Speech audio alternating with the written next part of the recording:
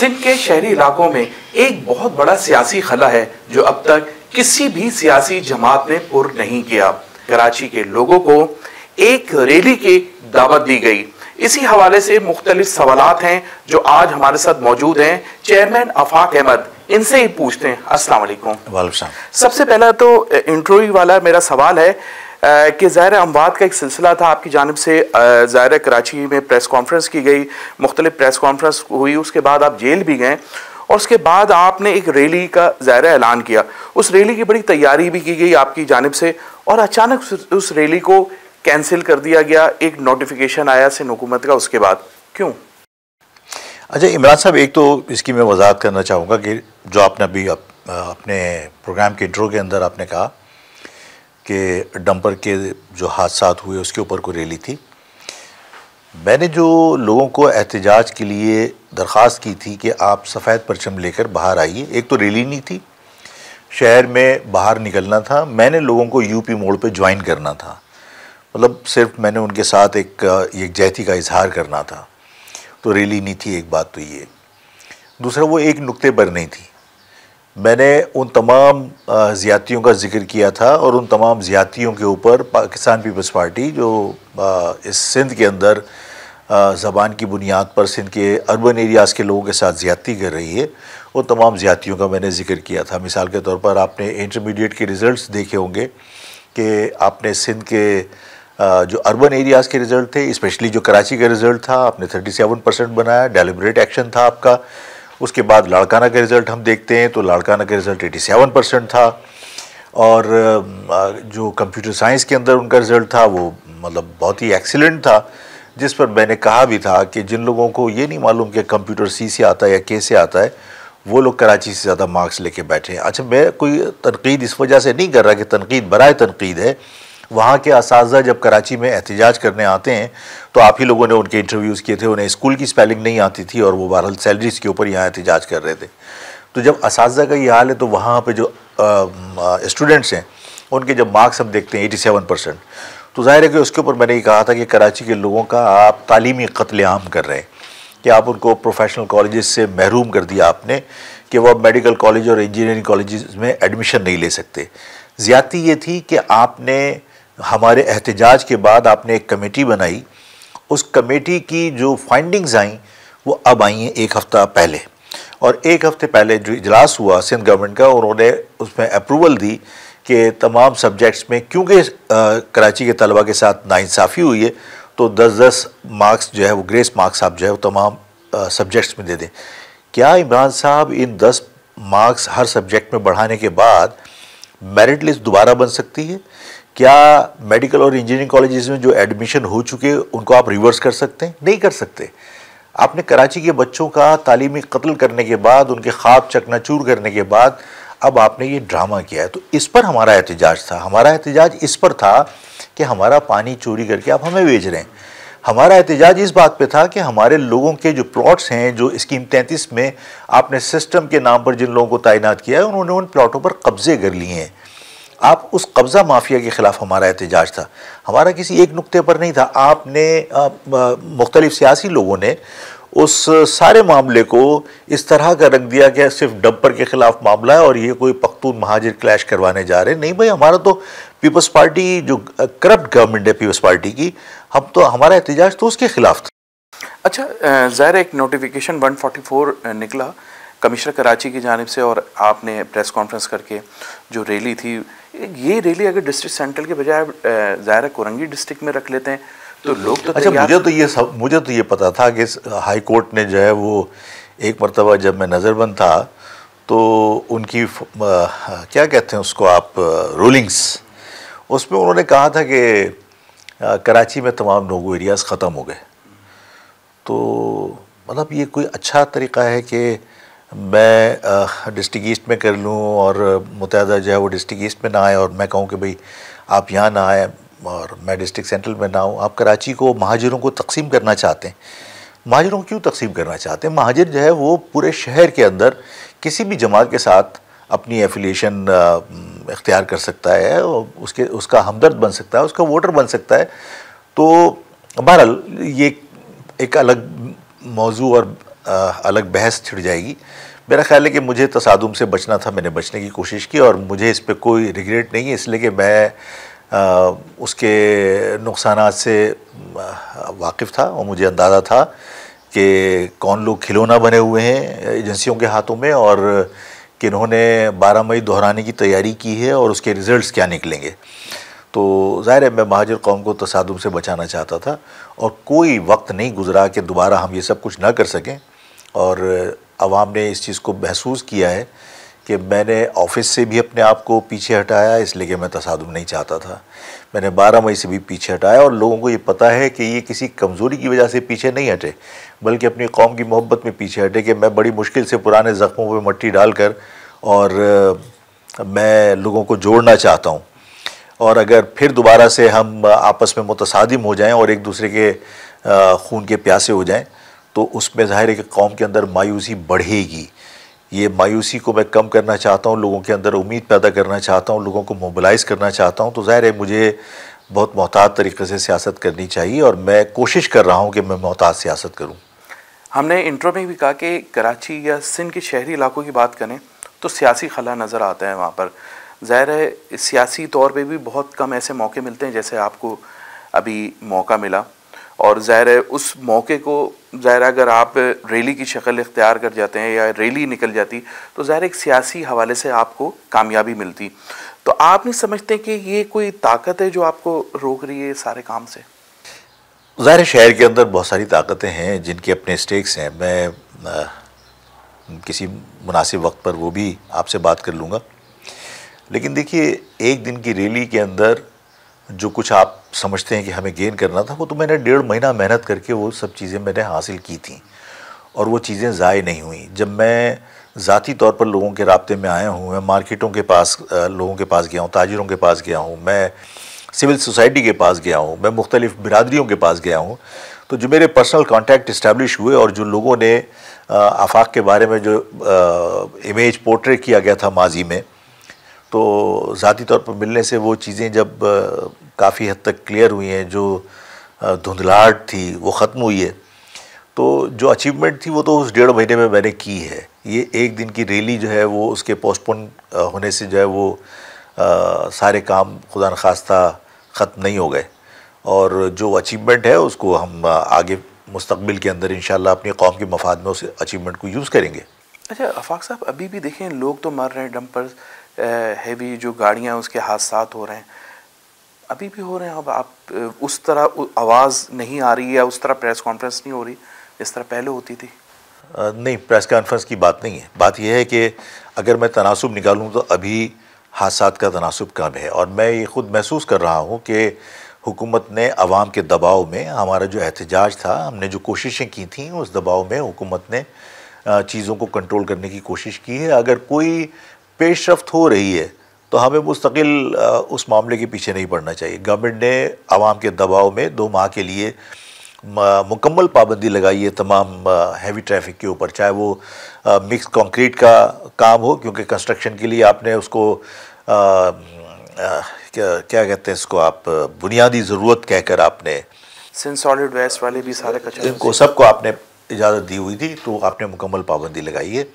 इन 2 माह के अंदर मेरी दरख्वास्त ये, मैंने रिटर्न रिक्वेस्ट भी की है गवर्नमेंट से कि जो भी हैवी ट्रैफिक है, चाहे वो डंपर है चाहे वो वाटर टैंकर है, इन सब को इंश्योर्ड होना चाहिए। बग़ैर इंश्योरेंस के कोई गाड़ी रोड के ऊपर नहीं आनी चाहिए। अगर इस पाबंदी के ऊपर हम अमल दरामद करा लेंगे तो मेरा कहना ये है कि जो हमारा करप्ट निज़ाम है, जो हमारा बदउनवानी के दलदल में धंसा हुआ निज़ाम है, उससे जान छूट जाएगी, वो उस पर आपका इन्हिसार कम हो जाएगा। इसलिए कि जब आप इंश्योरेंस कराएंगे गाड़ी का, तो इंश्योरेंस कंपनी कभी भी जाली आपको फिटनेस देकर अपने पैसे को रिस्क में मत नहीं डालेगी।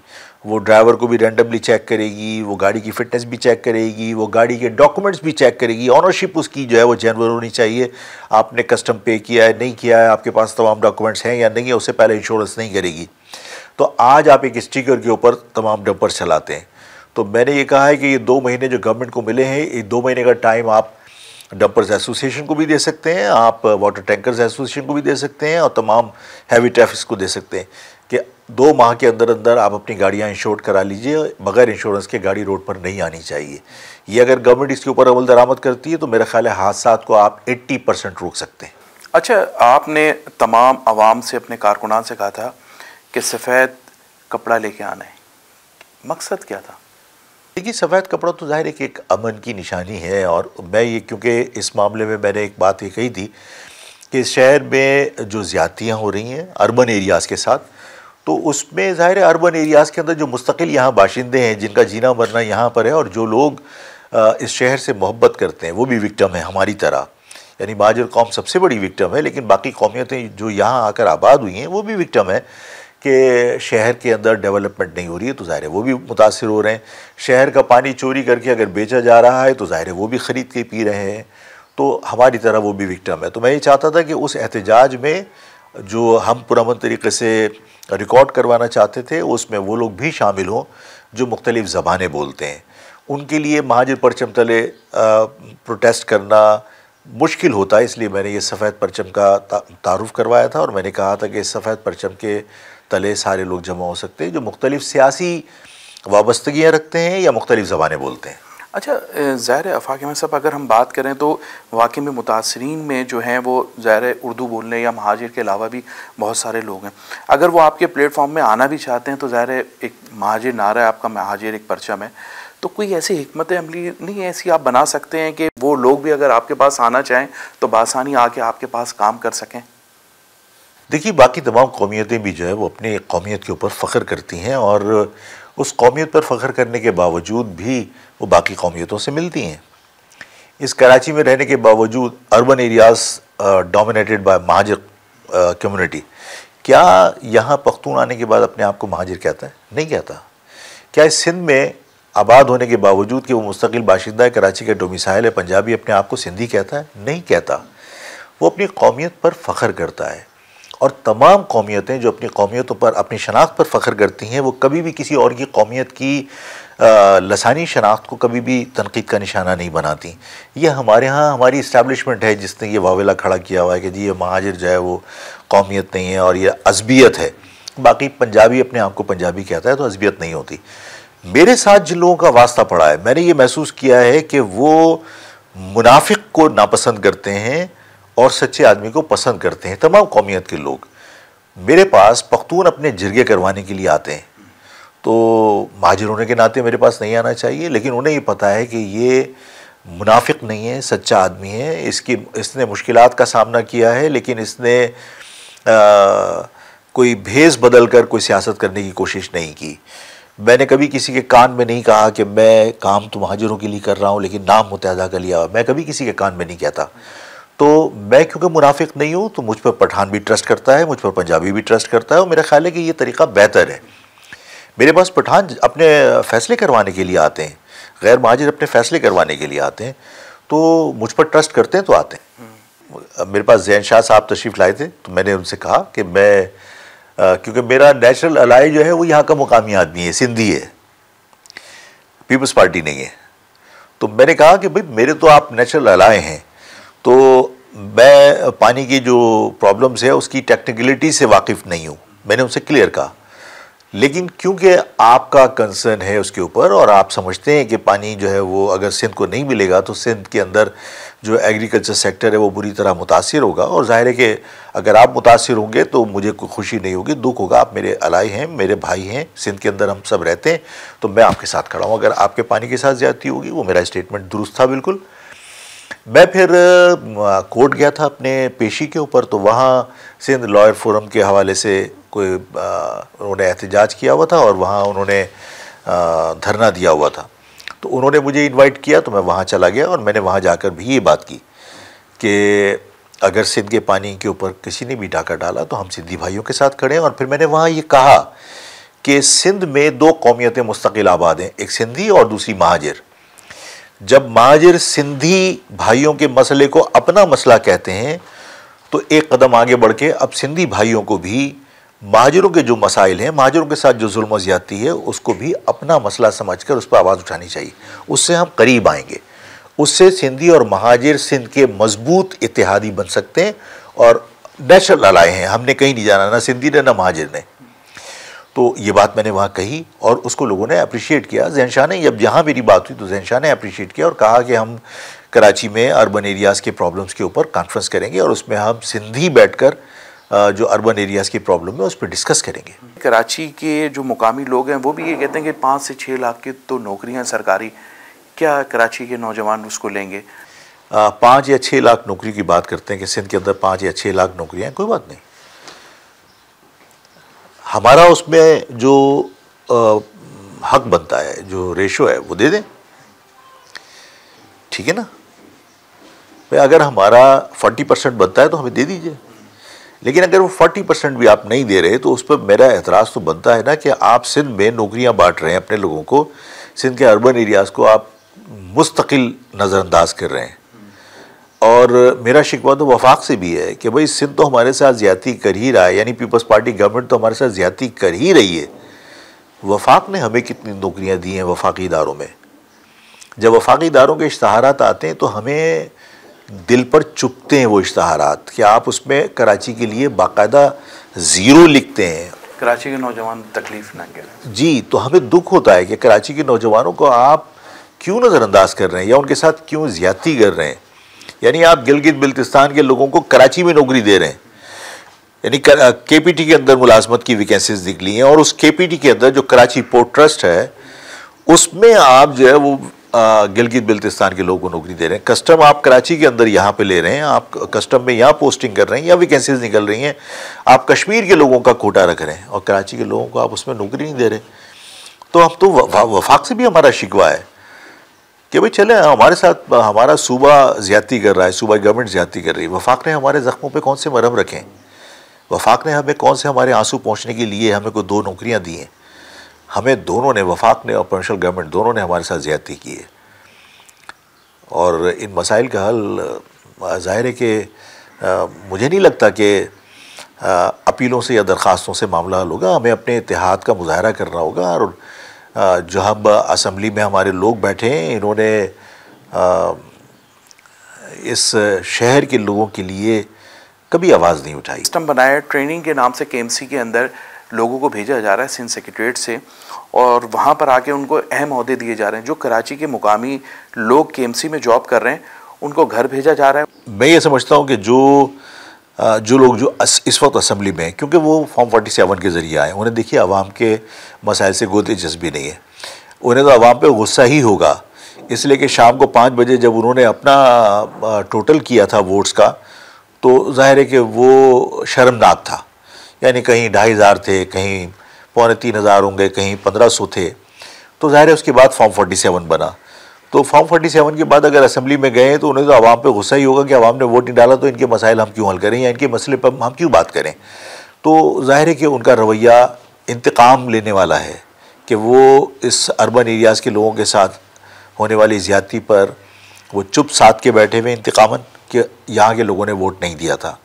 और जिन लोगों ने उनके फॉर्म 47 बनाए थे वो उनके अहकामात की बजावरी के लिए हर वक्त तैयार रहते हैं। तो अब जो कुछ भी होना है वो आइंदा इलेक्शन में होना है। आइंदा अच्छा जो चीज़ें मैनोवर की जाती हैं, इलेक्शन के नताइज जो असम्बलियाँ हमारे तब्दील कर लेती हैं, जो फॉर्म 47 जिस तरह आसानी से बन जाता है, उसकी वजह यह है कि हमारे यहाँ एक तासुर आम है कि हम वोट डालेंगे तो रिज़ल्ट हमारे वोटों से तो बनेगा नहीं। इस्टेब्लिशमेंट के लोग जो है वो दफातर में बैठ के फॉर्म 47 के ज़रिए गवर्नमेंट बनाएंगे, तो इसलिए लोग वोट डालने के लिए नहीं जाते। मेरी लोगों से दरख्वास्त ये है कि आज इलेक्शन हो, कल इलेक्शन हो, 10 साल के बाद इलेक्शन हो, ये फैसला कर लीजिए, अहद कर लीजिए कि अपना वोट आपने कास्ट करना है, चाहे किसी के हक़ में भी करें। जब 100% वोट कास्ट होता है ना तो फिर उसमें तब्दीली करना आसान नहीं होता।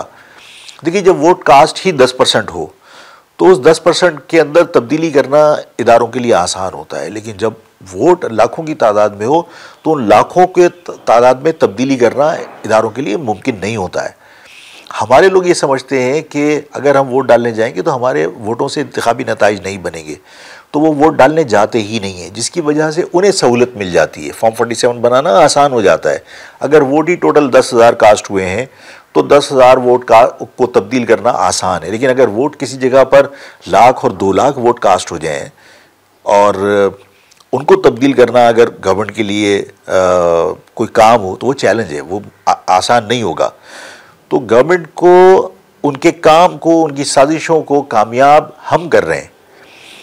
तो मेरा ख्याल ये है कि आइंदा अगर कभी भी इलेक्शन होता है, आवाम ये फैसला कर ले कि मैंने वोट कास्ट करना है, तो फिर यहाँ तब्दीली आ सकती है और असम्बली के अंदर वो लोग पहुँच सकते हैं जिन्हें आप जेन्युइन लीडरशिप कह सकते हैं, जो आवाम के वोटों से पहुँचे।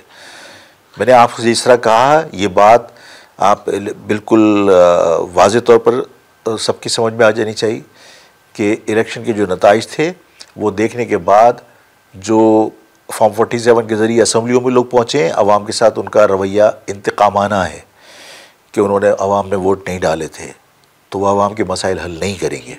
अफाक में सर, ये तो सिलसिला ज़ाहिर हम बहुत अरसे से कवरेज भी कर रहे हैं। 2018 में भी हमने देखा कि फेडरल बी एरिया से ज़ाहिर MKM के उम्मीदवार थे शेख सलाउद्दीन, वो रात 3 बजे जीत गए। दूसरे दिन 3 बजे जो रिज़ल्ट आया उसमें PTI के जो उम्मीदवार थे वो जीत गए। तो ये तो एक पाकिस्तान की मुझे लगता है कि हिस्ट्री है कि एक तसलसल चला आ रहा है कि भाई मतलब जो सियासी जमात जो पसंद है किसी को तो वो आती है, जो पसंद नहीं है वो ग्राउंड से बाहर रहती है। मैं कराची के अवाम को ये बात समझाना चाहता हूँ आपके तवज्जुह से कि पंजाब में वोट का तब्दील होना इतना आसान नहीं होता। अर्बन एरियाज़ में, लाहौर में फिर भी उन्होंने किए हैं, लेकिन इमरान को यहाँ से सीटें दिलवाने का मकसद क्या था? इसलिए कि वो पंजाब में मैनेज नहीं कर सके थे। ठीक है ना। पंजाब के अंदर देखिए, यहाँ हमारी सूरत हाल ये है कि एक माइंड सेट है कि कराची के लोग जो है वो मुल्क दुश्मन है, आपने जहन बना दिया। अब आप देखिए कि यहाँ पर जो लॉ इन्फोर्समेंट एजेंसीज होती हैं, जब वो आपसे बात कर रही होती हैं तो वो उनका रवैया ऐसा होता है जैसे मतलब वो किसी बहुत यानी ख़तरनाक इलाके के अंदर मौजूद है। वो बात करते हुए उनका हाथ ट्रिगर के ऊपर होता है। पंजाब के अंदर जो नाक से नाक लड़ा के बंदा कह रहा होता है कि तुम बैलेट बॉक्स उठा के दिखाओ यहाँ से, वो नहीं उठाने देता। मेरे लिए यहाँ पे जो लोग ड्यूटी पर तैनात किए जाते हैं वो मेरे लिए अजनबी हैं, इसलिए कि वो मेरे रिश्तेदार नहीं है, मैं उनसे डर रहा होता हूँ। जब वो यहाँ आते हैं तो उनके लिए ये इलाका जो है वो एक माहौल बना के दिया हुआ है, यानी 91 और 92 से, कि यहाँ पर तो बोरीबंद लाशें हैं और यहाँ पर जो है वो जिनापुर के नक्शे निकले हैं और ये सब के सब जो है वो मुल्क के ख़िलाफ़ हैं। तो ज़ाहिर है वो ट्रिगर पे उंगली रख के फिर आपसे बात करता है। तो इन हालात के अंदर ज़ाहिर है कि इस खौफ के आलम के अंदर आप अपने बैलेट बॉक्स की हिफाजत नहीं कर पाते। कोई भी आके बैलेट बॉक्स उठा के ले आता है। कराची के लोग कराची के फ़ैसलों को तब्दील करने को आसान ना बनाएं, बल्कि वो पूरी कोशिश करें कि अपने वोट की हिफाजत करें। कोई किसी को नहीं मार रहा, ठीक है ना। मैं अगर अपने वोट की हिफाजत के लिए खड़ा हो जाऊँ और मैं कहूँ नहीं जाने दूंगा बैलेट बॉक्स, क्या करेगा? कोई गोली मारेगा। लेकिन मुझे अपने बैलेट्स की हिफाजत करनी चाहिए। अवाम जब वोट डालती है पंजाब में तो वो गांव के अंदर रिजल्ट्स अनाउंस होने तक पोलिंग स्टेशन से हटते नहीं हैं। यहाँ हम वोट डालने के बाद घर चले जाते हैं, इसलिए कि हम वहाँ पे जो इदारे होते हैं, जो फोर्सेस तैनात होती हैं, हम उनसे खौफज़दा रहते हैं और वो सारे बॉक्सेस उठा के लेके जाके किसी जगह पर भी इलेक्शन के नताइज बनाते हैं। ये सबको पता है। कराची वालों को पहले मेरा लगता नहीं आपको पाकिस्तान पीपल्स पार्टी को राज़ी करना चाहिए, इनका जो हिस्सा बनता है नौकरियों का या इनका जो भी हक बनता है वो दिया जाए और फिर इस किस्म की चीज़ें आएँ। बिल्कुल आप दुरुस्त फरमा रहे हैं। पीपल्स पार्टी ने जिस किस्म के इक़दाम किए हैं उससे नफ़रतों में इजाफ़ा हुआ है। यानी जो सिंधी और महाजरों में जो फासले थे वो बढ़ा रही है पीपल्स पार्टी। यानी महाजरों के पास या सिंध के अर्बन एरियाज़ के पास बल्दियाती इदारे ही बचे थे जहां वो अपने बच्चों को छोटी मोटी जॉब दे दिया करते थे और उनको अकोमोडेट किया करते थे। अब वो इदारे भी उन्होंने मुस्तकिल उससे छीन लिए और अपने अफसरान लाके उन्होंने तैनात कर दिए हैं। तमाम इदारों के अंदर यही हाल है। इवन जो प्राइवेट सेक्टर है, इमरान साहब आप इन गवर्नमेंट इदारों की बात कर रहे हैं, प्राइवेट सेक्टर्स के अंदर बाकायदा फ़ोन जाते हैं मिनिस्टर्स के और पूछा जाता है कि तुम्हारी इंडस्ट्री कौन से सूबे में है। अगर जवाब दिया जाता है सिंध के अंदर तो पूछते हैं कि तुम्हारे यहाँ कितने मुलाजमीन हैं। अगर 2000 मुलाजमीन हैं तो क्या इसमें से 50% सिंधी ज़बान बोलने वाले हैं, और अगर नहीं है तो अपनी फैक्ट्री बंद करो वरना 50% लोगों को भर्ती करो। चाहे वो काम करें या ना करें, फैक्ट्रियों से अब लोगों को, महाजरों को बेदखल करके वो सिंधियों को अकोमोडेट किया जा रहा है। इसलिए कि मिनिस्टरों के फ़ोन जाते हैं, धमकियाँ दी जाती हैं। यानी आप तो शिकायत कर रहे हैं बल्दियाती इदारों की, जो नीम सरकारी इदारे हैं।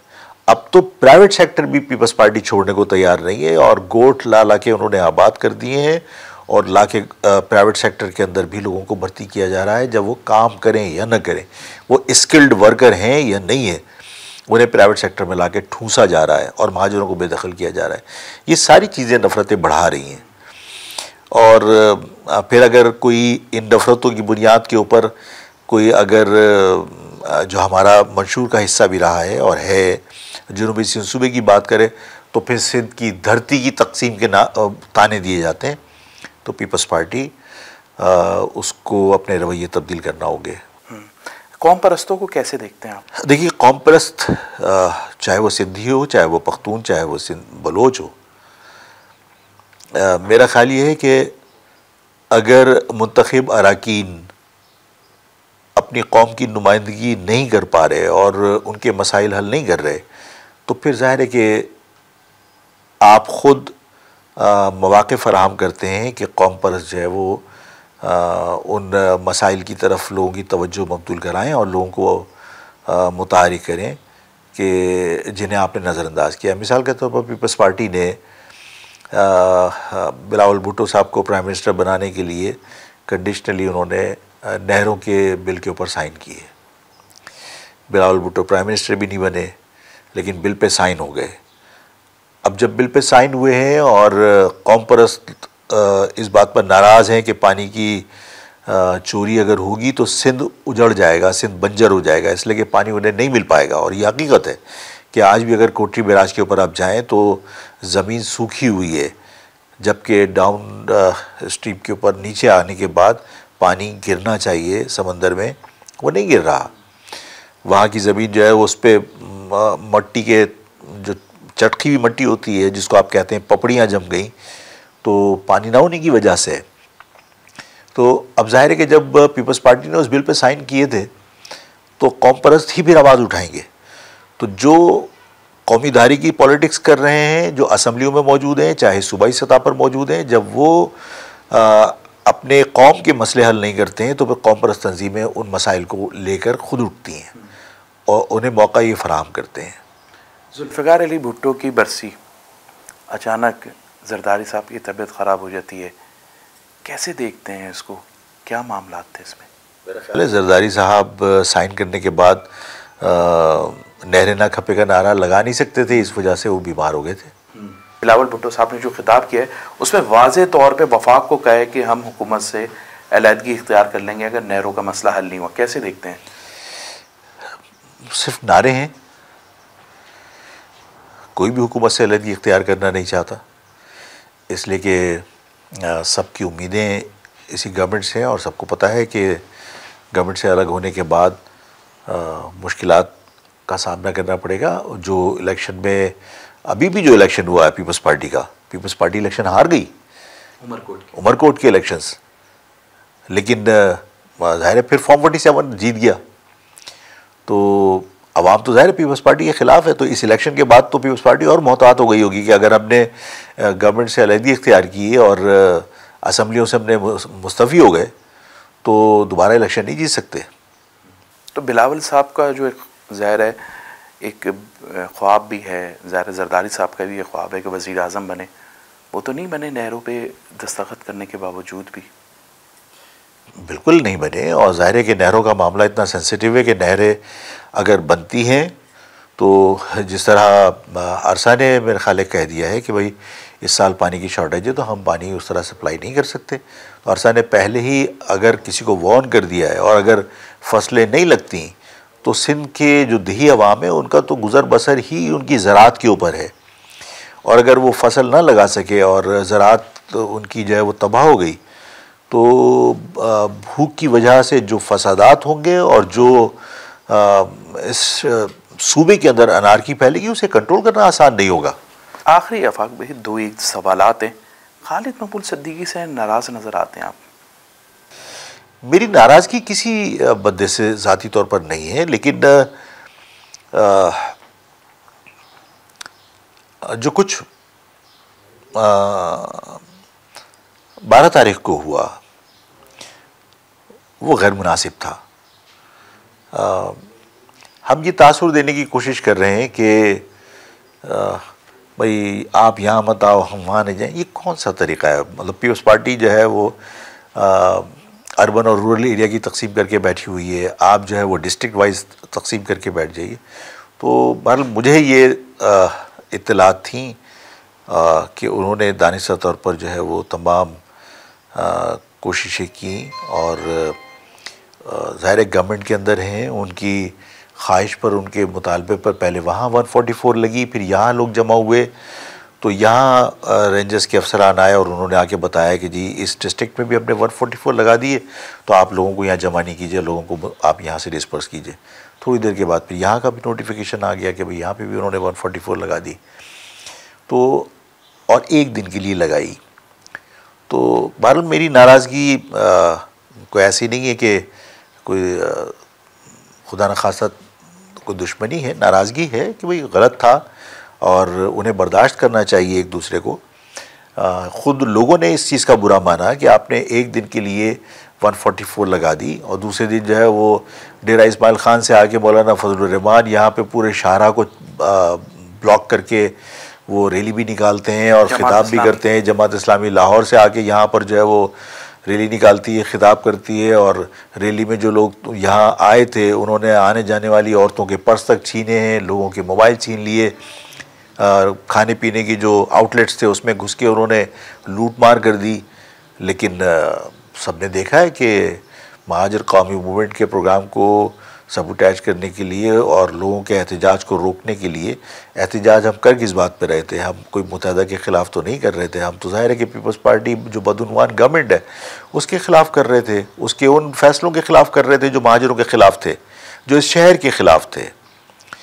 तो सबने देखा कि आपने और गवर्नमेंट ने, चले हम खालिद मकबूल को भी नज़रअंदाज कर दें, तो गवर्नमेंट ने जो कुछ किया तो लोग गवर्नमेंट से खुश थोड़ी हैं कि आपने आफाक को या आफाक के रैली को आपने रोक दिया। ज़ाहिर प्रेस कॉन्फ्रेंस में आप कह रहे हैं, एक तो चलें शुक्रिया अदा किया आपकी गिरफ्तारी के बाद, फिर आप कह रहे हैं अगर मेरा मौक़िफ़ दुरुस्त है तो बानी जो है वो मेरे मौक़िफ़ की तायद करें। ये भी तो कुछ चीज़ें ऐसी थी जिस पे शायद आपको नहीं कहनी चाहिए, जिस पे ये सारे हालात बने।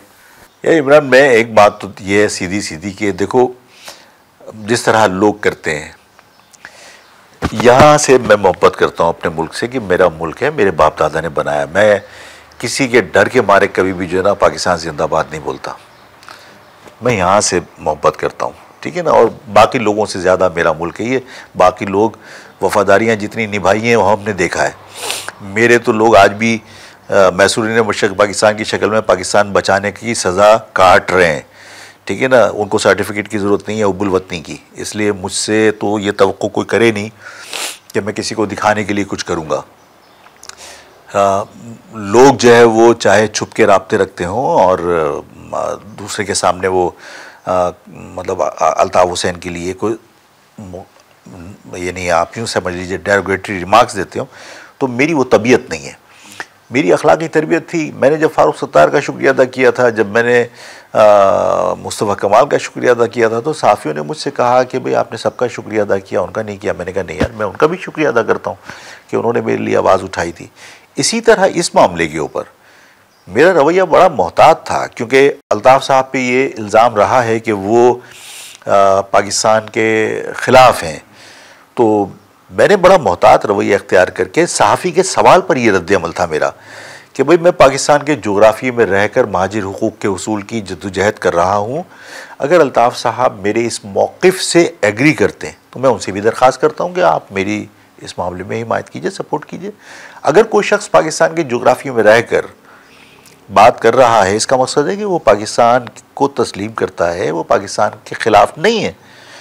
अगर अल्ताफ़ हुसैन साहब मेरी बात से एग्री करते थे तो अगर वो हिमायत करे तो मुझे किसी की परवाह नहीं है कि कोई क्या कह रहा है। वो मेरे मौक़िफ़ से एग्री कर रहे हैं ना कि मुझे इस मुल्क के जोग्राफ़ी में रहकर हुकूक़ हासिल करने हैं। मैं इस मुल्क के ख़िलाफ़ नहीं हूँ। मेरे इस मौक़िफ़ की अगर अल्ताफ़ हुसैन हिमायत कर रहे हैं तो वो तो मेरी जीत होती। अगर वो हिमायत कर देते तो वो तो पाकिस्तान की जीत होती। इसमें कहाँ से मुल्क दुश्मनी हो गई, इसमें कहाँ से गलत हो गया कि आपने अल्ताफ़ साहब से क्यों कहा? अगर अल्ताफ़ हुसैन ये कह देते कि हाँ मैं आफाक के मौक़िफ़ की हिमायत करता हूँ, सपोज़ कीजिए सपोज करने की बात कर रहा हूँ, अगर वो हिमायत कर देते कि मैं आफाक की बात की हिमायत करता हूँ, तो ये तो पाकिस्तान की जीत होती ना, कि आप एक शख्स को जिसको आप ये समझ रहे हैं कि वो मुल्क के अंदर बात ही नहीं करता या वो मुल्क के ख़िलाफ़ है, वो पाकिस्तान के जोग्राफी में रहकर हुकूक की बात कर रहा है, उससे नाराज़ होने वाली कौन सी बात थी। और मैं किसी की नाराज़गी की वजह से मैं जिस चीज़ को दुरुस्त समझता हूँ उसको मैं नहीं छोड़ सकता। मैंने ये नहीं कहा कि अल्ताफ़ साहब जो है वो दुरुस्त हैं, मैंने अल्ताफ़ साहब की वकालत नहीं की, मैंने तो यही कहा कि अगर वो ये समझते हैं कि मेरा मौक़िफ़ दुरुस्त है, हिमायत कर दें। अच्छा, आपके कारकुनान 10, 11, 12 अप्रैल तक गिरफ़्तार हुए, कहाँ हैं आज? उनमें से बहुत सारे लोग छूट गए हैं, लेकिन बहुत सारे लोग अभी भी उनकी हिरासत में हैं।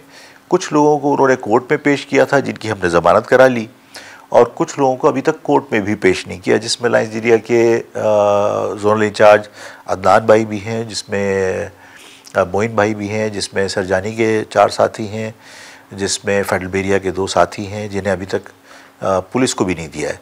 और यानी मुतअद्दिद बार मुख्तलिफ़ ज़राए से रब्ते करने की कोशिश की तो कोई तस्लीम भी नहीं कर रहा।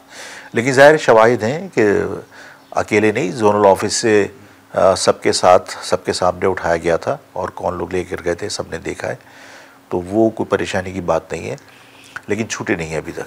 अच्छा, अगर महाजिर कौम की बका के लिए आफाक अहमद, मुस्तफ़ा कमाल, अनीस कैम खानी, खालिद मकबूल, फारूक सत्तार को एक जगह बैठना हो तो आफाक अहमद बैठेंगे? देखिए इमरान साहब, ये बातें बहुत पहले बहुत कई मरतबा हो चुकी, इनमें अब कोई दम नहीं है, इनकी कोई हैसियत नहीं है इन बातों की कि हम सब साथ बैठेंगे। मैंने जब फर्स्ट टाइम फारूक सत्तार साहब प्रेस कॉन्फ्रेंस करने के लिए मुस्तफ़ा कमाल साहब के साथ प्रेस क्लब गए थे और वहाँ प्रेस कॉन्फ्रेंस करके मर्जर की बात करके आए थे, मैंने उस वक्त भी कहा था, मैंने कहा अननेचुरल अलायंस है ये मर्जर है ये। फिर उसके बाद ज़ाहिर है कि कुछ ताकतों ने मिल मिला के फिर दोबारा से वही किया कि मुस्तफ़ा कमाल साहब, फारूक सत्तार साहब और ये सब मिले। मैंने उस वक्त भी कहा था अननेचुरल मर्जर है ये। आज भी जो मुस्तफ़ा कमाल साहब के वर्कर थे वो मुस्तफ़ा कमाल साहब के वर्कर हैं, जो खालिद मकबूल साहब के वर्कर थे वो खालिद मकबूल साहब के वर्कर हैं, जो फारूक सत्तार के थे वो फारूक सत्तार के, कोई तब्दीली नहीं है, ठीक है ना। तो देखिए, आप कॉस्मेटिक्स जो आपके मेजर्स हैं वो बेकार हैं, ये इससे कोई हासिल उसूल नहीं है, ठीक है ना। देखिए, किसी कॉमन इशू के ऊपर ARD और MRD बन सकती है तो आप यहाँ पर भी इत्तेहाद बना सकते हैं, लेकिन ये जो मर्जर शजर है ना, ये सब बेकार की बातें हैं, कोई फ़ायदा नहीं, कोई इसका हासिल उसूल नहीं है। इत्तेहाद हो सकता है, बिल्कुल हो सकता है, कॉमन इश्यूज़ के ऊपर इत्तेहाद होना चाहिए, हो सकता है और होना चाहिए, और उसमें आप सिर्फ महाजिर आइडियोलॉजी से जो लोग निकल के इधर उधर गए, ठीक है ना, चाहे मुत्तहदा बनी वो तो ज़ाहिर महाजिर आइडियोलॉजी से निकल के गई है ना। अब वो मुत्तहदा पाकिस्तान हो या मुत्तहदा लंदन हो या फारूक सत्तार हो या मुस्तफ़ा कमाल हो, PSP हो या कोई भी हो, है तो सारे एक ही स्कूल ऑफ थॉट के लोग। सिर्फ इन लोगों का इत्तेहाद जो है ना फिर गलत मैसेज देगा। अगर किसी कॉमन इशू के ऊपर इत्तेहाद होता है तो उसमें बाकी तमाम सियासी जमातों को भी दावत दें, उनको भी दावत दें। इत्तेहाद हो सकता है, बिल्कुल हो सकता है, मिलना चाहिए। हमें एक दूसरे को दुश्मन नहीं बनाना चाहिए। देखिए, मुस्लिम लीग के अंदर भी काफ, नून और पे पता नहीं कितनी है, लेकिन सब एक दूसरे के दुख दर्द में भी जाते हैं और एक दूसरे को बर्दाश्त भी करते हैं। एक दूसरे के खिलाफ बंदूक तान के नहीं खड़ा होता कोई। यहाँ पर भी ये रवैये होने चाहिए। तो मेरा ख्याल है कि इससे बेहतर तरीका और कोई नहीं है। बाकी ये सब चीज़ें जो है वो बेकार हैं, ये सब यानी लाहासिल जद्दोजहद है। सही।